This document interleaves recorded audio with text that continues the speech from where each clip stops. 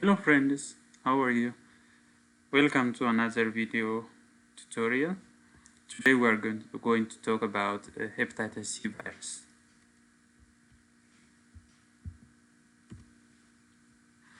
Hepatitis C virus is a single-strand RNA virus that was not known as a causative agent of acute and chronic hepatitis disease until 1989. It was known as non-A and non-B hepatitis virus. This hepatitis C virus is an enveloped positive stranded RNA virus classified in the Hepativirus genus within the Flaviviridae family. And there are seven genotypes of this hepatitis C virus, and around 84 subtypes of this virus are currently recognized. When we see the structure of this virus, it have an envelope protein and a capsid, and it have an RNA genome. And this envelope protein plays an important role. This is the envelope protein that you see in blue color, and it plays a role in receptor binding, endosome lipid membrane fusion, and assembly. This envelope protein has glycoproteins, two types of glycoproteins that are E1 and E2 glycoproteins, and the other is capsid that you see in a yellow form here. The capsid of this hepatitis C virus is also known as a core. It's a protein shell that encapsulates and protects this virus RNA.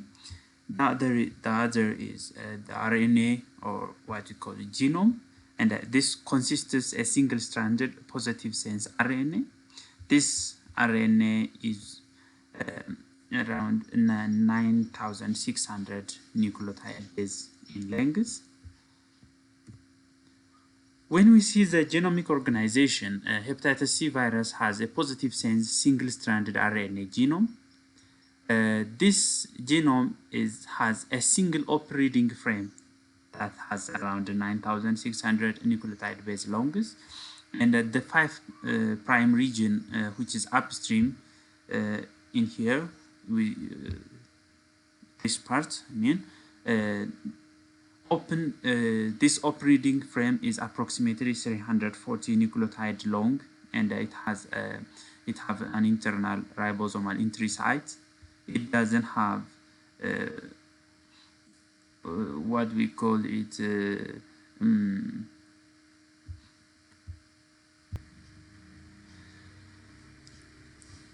this IRS, or internal ribosomal entry site, serves as initiation part for protein synthesis. For example, in human cases, or in human DNA, RNA, the 5' region have a 5' cap. That cap is used as an attachment site for ribosome for protein synthesis. But in this case, this viral RNA doesn't have this 5' cap. So instead of 5' cap, this viral RNA has this internal ribosomal entry site for attachment of ribosome. It also serves as initiation part for protein synthesis. We will come back about this topic another time. So let's get on to the 3' region. This 3' region is approximately 225 nucleotide long, and it consists of 3 components variables. A long poly UC tract has a 3' region. It has, just as we call it, tail. It has a tail that poly adenine tail, we call it in human RNA. We find it that poly A tail.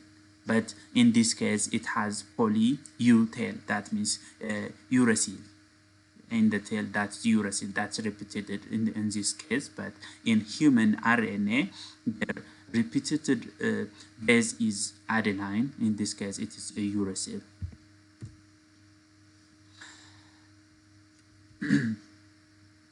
And this genome of this virus has a separated segments that codes. This one codes for a core protein, and this codes for envelope glycoprotein 1, and this envelope glycoprotein 2, viroporin, that is zinc dependent proteinase, zinc dependent proteinase, serine proteinase, helicase, NS3, and that means it has around 1, 2, 3, 4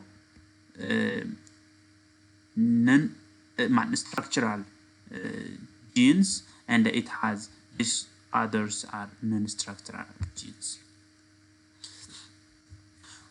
When we see the entry mechanism, once this virus reaches to the surface of the hepatocyte, as you can see it here, when it reaches to the hepatocyte, it interacts with this LDL, or low density lipoprotein.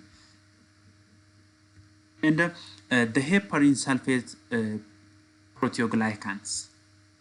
And it follows by the attachment to scavenger receptor B1, this receptor, and the tetraspanin protein, that's CD81. Yes, you can see it here. The attachment is after this virus reaches to the surface of hepatocyte. First, it attaches to the LDL, and then it goes to the heparin sulfate proteoglycan by gliding movement, and then it follows to the scavenger receptor protein B1, and then it's transferred to CD81. And as this virus reaches to the tight junction, what the tight junction is when the attachment, the junction sites of one hepatocyte cell to another hepatocyte cell. When this virus reaches to this tight junction cell, and the CD81 interacts with claudin 1 in the receptor cell, then the generates an internal endosome comprised of a viral particle coated by the host cell membrane. Then the virus will be enters to the cell by endosome mechanism. That's this viral cell will be surrounded by a flattering phage. When we see after entering the cell, the virus will uncode, and upon this viral entry to the cell, the cluttering cage that was around the viral cell will be dispersed, and leaving the endosomal vesicle free in the cytosol. Then the acidic pH, that the pH is the acidic pH in the endosome triggers fusion between the virus, the viral and the host membrane. And in this process, endosomal fusion will occur. And also this process is called endosomal fusion. This event permits the uncoating of the capsid shell and the release of this RNA into the cytosol for the translation and the replication. After uncoating, translation will undergo. Then during this translation, this viral genome contains a single op-reading frame. It is a single op-reading frame which is flanked to 5' to 3', and It has also on both sides untranslated region to the 5' that we call the intraribosomal entry sites, and to 3' region, the polyutil in case of this virus. And the process of this hepatitis C virus polyprotein translation is initiated when the ribosomal subunit binds to this viral RNA through this in the rough endoplasmic reticulum, and subsequently the ribosome RNA complex attached to the endoplasmic reticulum membrane, and this viral polyprotein translation is completed, and the translation process generates a single polyprotein that is approximately 3,000 amino acid long. In other case, the ribosome reads only the frames that are needed, and it produced different polyproteins. But in this case, this single op-reading frame will be translated to protein in a single manner, that it also produces a single polyprotein. Then after this polyprotein is translation is completed, then viral proteolytic procedure occurs within the endoplasmic reticulum. Then first the cellular protease cleave the core E1, E2, and the P7 proteins. These are non-structural proteins. Then structural proteins. Then next, the structural proteins will be formed starting from NS2, that is a cysteine protease. In conjunction with the N-terminal end of the NS3 protein, this NS2 will cleave NS2 from NS3. And NS2 cysteine protease will cleave in conjunction with the NS3, then cleaves NS2 from NS3. Then this NS3 assisted by membrane-bounded NS4A forms NS3-4A protease complex that cleaves the remaining non-structural proteins. As you can see it right here. First, this, and this one will be cleaved. Then this NS2 cysteine protease will cleave this NS2 from NS3. Then this NS3 will assist, will form NS3 for a protease complex, and this NS3 for a protease complex cleaves the other remaining proteins. When we come to replication, after translation of this viral protein that are necessary to establish the viral replication machinery and the viral RNA replication to begin, and this NS4B and NS5B induce rearrangement of the host cell membrane to form the membranous web, or an aggregate of double membrane vesicle, as you can see it right here. This one, the gray one here. Then in the membrane web, the NS5B, this one, catalyze the synthesis of negative sense RNA intermediate templates, or this templates RNA. This is used to create numerous copies of positive sense progeny that we call the genome of hepatitis C virus. And this newly synthesized hepatitis C RNA are either incorporated into nucleocapsid particles or used for translation and replication of another genome. After the replication, there is an assembly.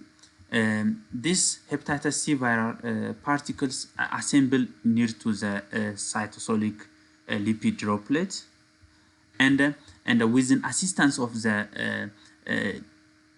acylglycerol acetyl transferase 1 enzyme from the nucleocapsid that consists of core protein surrounding hepatitis C viral RNA. Once the core is formed, then immediately this hepatitis C virus particles fuse with luminal lipid droplet. First, around this one,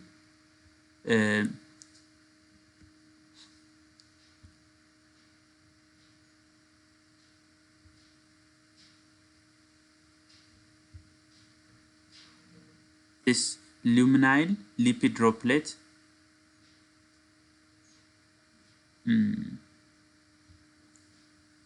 will be formed here.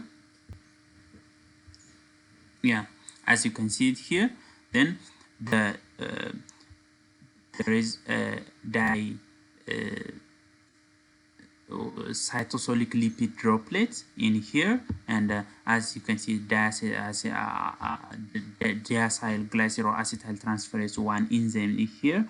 Then these two particles combine together, and this viral RNA will enter to and enclosed in these particles.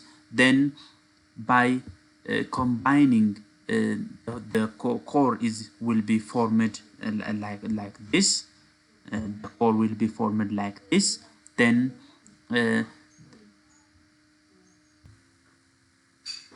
once the core is formed, the immature hepatitis C virus particle fuses with laminal lipid droplet that is loaded with protein to create the high density hepatitis C virus precursor, as you can see it here. That is laminal lipid droplet will be formed like this, and the high density precursor will be formed like here. Then the high density lipid precursor and will be fused with the very low density protein. So the high density precursor and the very low density lipid transit to Golgi apparatus and mature prior to be taken and to be packed and released. Then as a maturation in Golgi apparatus, the very low density lipids are believed to fuse with this lipids are believed to fuse with large triglycerol rich lipid droplet to form very low density lipid proteins, and this very low low density lipids then fuse with high density hepatitis C virus precursor to form a hepatitis C virus lipoviral particle. This is one, as you can see it here. And the low density hepatitis C virus lipoviral particle leaves the trans-Golgi network in a specialized transport known as multivesicular bodies, enclosed by a multivesicular bodies. That means it is enclosed by the membrane of Golgi apparatus. After maturation, this cellular secretory machinery transports the multivesicular body to the surface of the cell, and following the transport of these bodies that contain the hepatitis, this viral lipoviral particle, the cell surface and this vesicle will fuse with the hepatocyte cell membrane, and the generation of the hepatitis C viral lipoviral particle is coupled to the cellular very low density lipid pathway, and during this process both hepatitis C viral viral particle, and this very low density lipid particles are released into the extracellular compartments. This is the general replication and replication mechanism. The viral particle, the virus will bind to the hepatocyte cell and goes to the this junction, and after this junction, the viral cell will enter to the cell by endosome. Then it will undergoes endocytosis, and this enters to the cell. Then it will form a fusion and uncoating. Then the translation will be undergone on the endoplasmic reticulum. Then after translation, the processing of or the cleavage of this polyprotein will undergo on the membranous web, and the cells on the membranous web the cleavage will undergo, and replication also will be takes place in this area. After that, assembly also undergoes in this membranous web.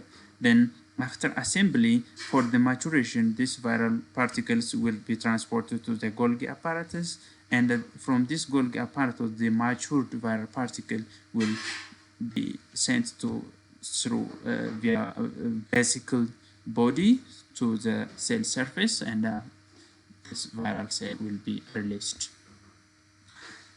These are much of the references I have used to prepare this notes, and we will see you next time. Thank you for today.